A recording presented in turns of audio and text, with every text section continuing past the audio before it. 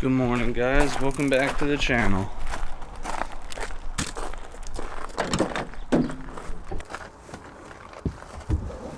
So, goodness gracious, that sun is freaking bright in my face. So, yeah, welcome back to the channel.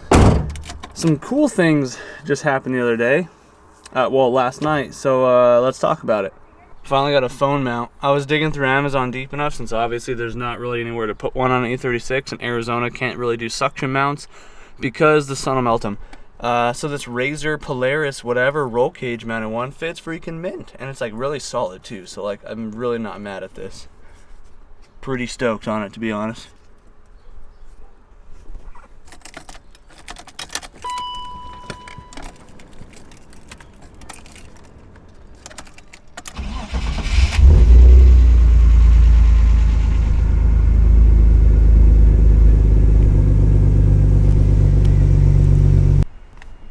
I had to stop for some Starbucks because it's still pumpkin cream season and that stuff slaps. Alright, so BMW is on the lift because I gotta basically just give it a good once over, a good bolt check, which I was gonna do regardless because there is 2 drift events going on this weekend, both of them at the same time, unfortunately. One of them is Southwest Speedfest, which I was originally wanting to go to, but it's one of those events where it's a brand new event here in Arizona, and of course, you know, just any event, there's going to be restrictions and regulations and stuff, but being a first event, of course, there's going to be more. And so for the drift guys, the drifting is just more of a demo because it is a road race event. It is a, you know, GTA time attack event. So obviously, if you're racing, it's a ton of fun. If you're spectating, unless you're really into spectating, watching racing isn't usually that exciting. So they want drifters to come in to do a drift demo, basically just drive around for 20 minutes at a time and, you know, keep the crowd interest going. It is a business after all, and that is how you keep people's attention span, is feed them what they want to see, entertain them. So that's where the drifters come in. Now, because of the track that it's at Podium Club Atessa, I believe it's called, out in basically Casa Grande, Arizona here. And it was a trial and error type, you know, limited choice selection stuff, whatever. I applied, I didn't get approved, so I was pretty bummed, not gonna lie, because it's a pretty cool event. All my friends are doing the time attack and the HPDE racing side of it, and I felt like I was the awkward duck. You know, Chase, we did his whole roll cage primarily to start with this event, and for me to not be able to drive it, kind of heartbreaking, but you know, I understood at the end of the day, it is a business, it is what it is. Selections were more or less random.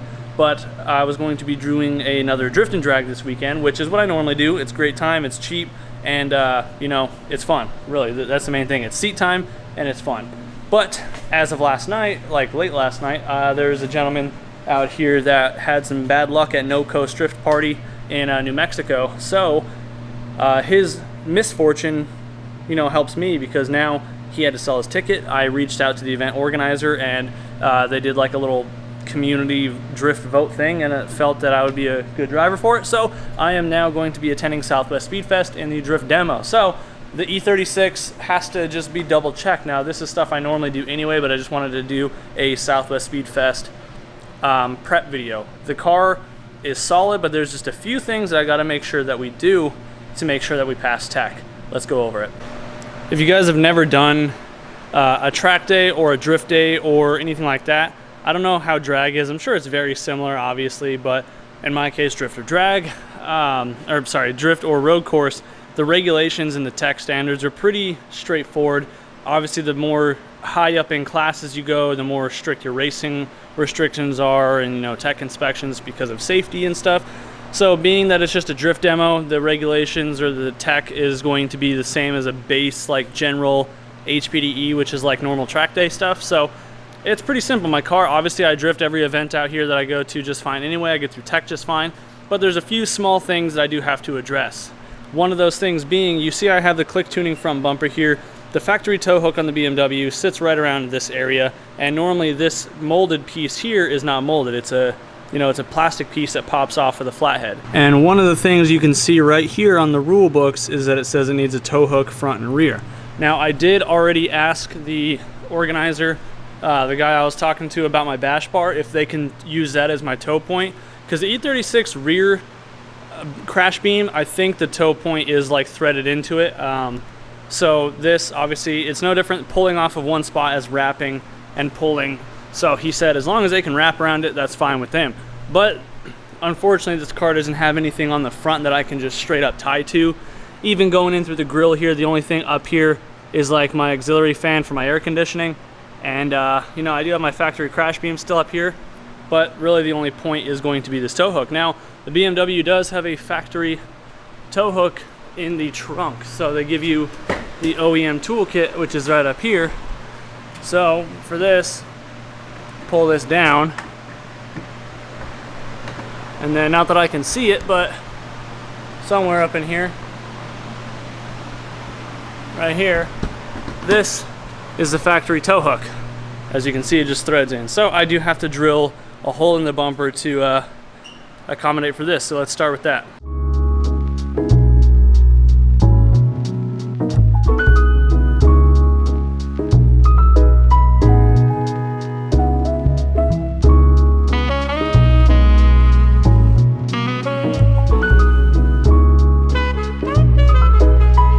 So there's not really a good way to make this reference point. Normally, like when drilling these, I just put some grease on the ends of them, push the bumper against it, drill it from the back. But I don't have anything with that thread pitch, and the tow hook obviously isn't going to just outright fit. So thankfully it is a level with this pin here. So I'm just going to measure the distance from center to center, which is like 7 inches on the dot. So that's going to be easy. I'll just mark 7 inches over on the bumper and drill it, and that should work out for us.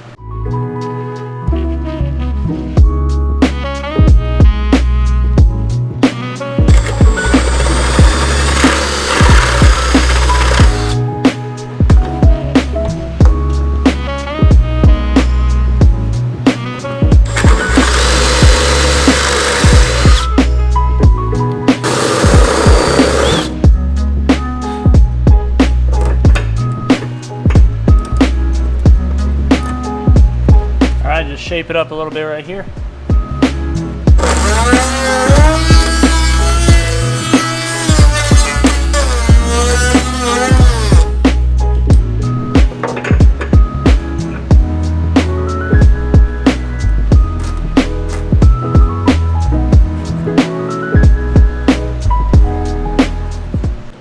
I'm honestly pretty stoked on that, because normally I'm not the type with the skills to get something that good of a fit, but that looks great.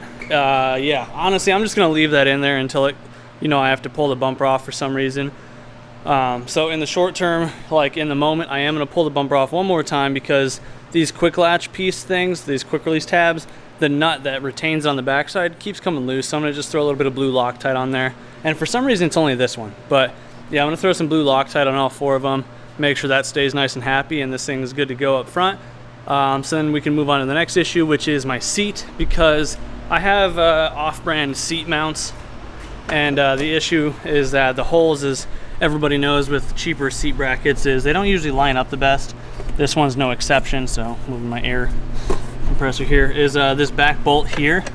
It's only partly threaded because the threads are getting grimed up, so I'm just gonna pull the seat out, and then I'm gonna just widen that hole up a little bit, tap or chase the threads, make sure they're clean and happy, and then make sure the seat bolts in. Like, I've been driving with it, but it has that little bit of movement to it, and just to be safe, I don't want to worry about them failing me at tech if they try and jiggle the seat pretty hard. So, and obviously it's something I should have fixed anyway, but I've just been living with it.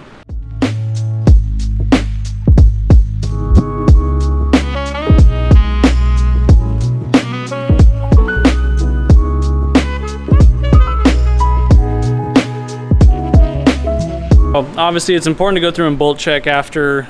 I mean, I am pretty particular about this. I do it like every event, every other event at max, just because this stuff can come loose. You're driving your car hard, whether you're tracking it, whether you're drifting it. So just bolt check your stuff. That's how you end up making cars last, especially in cars, you know, that get beat on like this. So I just go through, make sure I give everything a good snug up if it needs it. So thankfully this car really only uses like 4 or 5 different sizes, and even trackside I keep some adjustable wrenches with me, so that way I can just double check things on the fly if I don't have specific sizes with me. But yeah, we're looking pretty good so far. The only thing I did notice is I changed both front wheel bearings back in January of this year.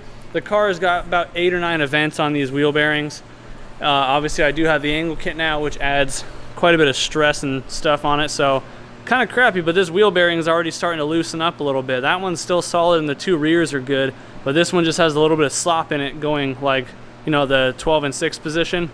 So it'll make it through this event just fine. I just got to change it afterwards, unfortunately. So thankfully I bought them on FCP, so I should have a lifetime warranty. Got spiderweb up in there. So I'm gonna go through, finish bolt checking the rest of this really quick, double check the drive shaft, double check the diff bolts in the rear because those are known issues on these cars, and we'll be pretty much done.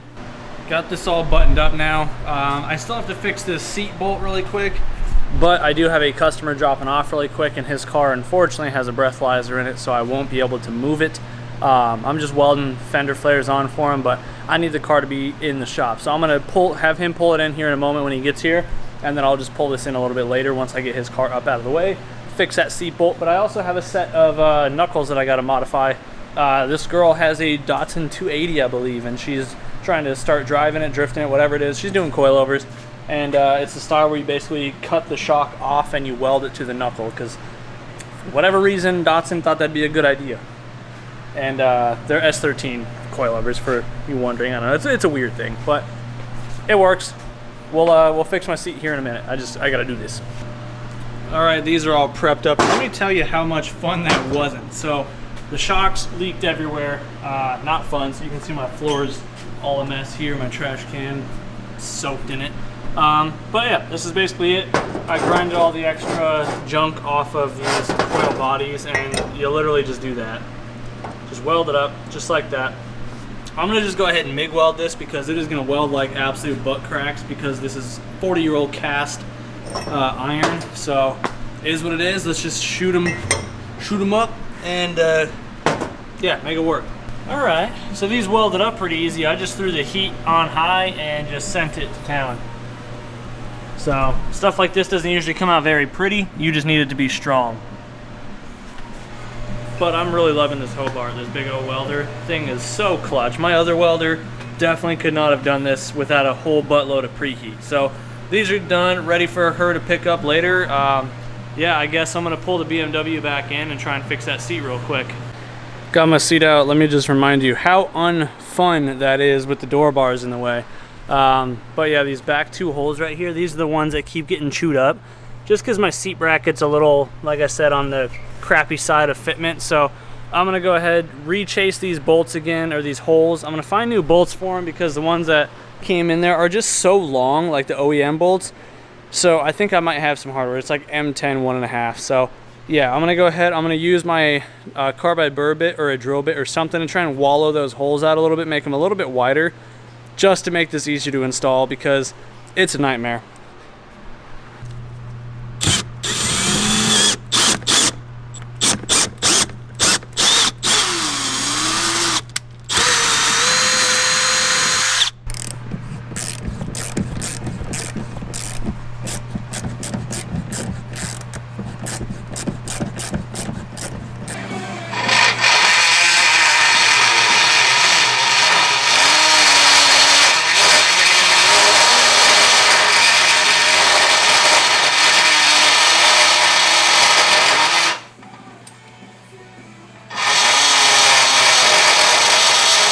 This lines up so much better now. I was able to just get these in hand tight just fine.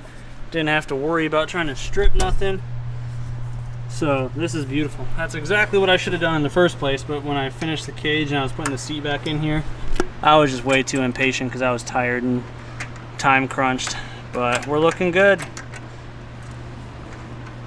Get that last bolt in, snug them all down, and it's about all she wrote, to be honest. All right, well, BMW is all set for Southwest Speedfest. I am pretty anxious, not gonna lie. Mostly because it's the biggest crowd I have driven in front of since I've been drifting the last year. But I'm excited because it's gonna be really cool. Lots of people are supposed to be going. They're anticipating a sold out event, you know, for spectators. So it's gonna be a ton of fun. I hope to see some of you guys out there. And if you're local and you see the videos, you watch them at all, or you just wanna, you know, catch a ride along. I think tickets are only a couple of bucks to get a ride along pass, so, you know, come on, hop in, bring a helmet, have some fun, and there's going to be plenty of us. There's going to be 30 drifters, I believe. So plenty of people to catch a ride with if you want to experience what it's like to go drifting for the first time. But anyways, guys, I'm going to wrap the video up here. Short, sweet, to the point, kind of just getting ready for the drift event. Well, for, you know, the event. And yeah, thankfully I'm getting to borrow a trailer because we have to go down a day early. So the event is Saturday. I have to go down Friday to get the car teched in. And I just pray it passes. I mean, I've passed every other event so far. You know, I don't see why I wouldn't pass this one. But you never know. But anyways, guys, thanks for spending some time in your day here with me. If you enjoyed the video, be sure to let me know in the comments down below. If you're new to the channel, hopefully, you know, you want to stick around, hit that subscribe button. And if you want merch and stuff, I have it on the website, velocityracing.com. And yeah, anyways, do some love. We got the rest. We'll see you in the next one. Peace out.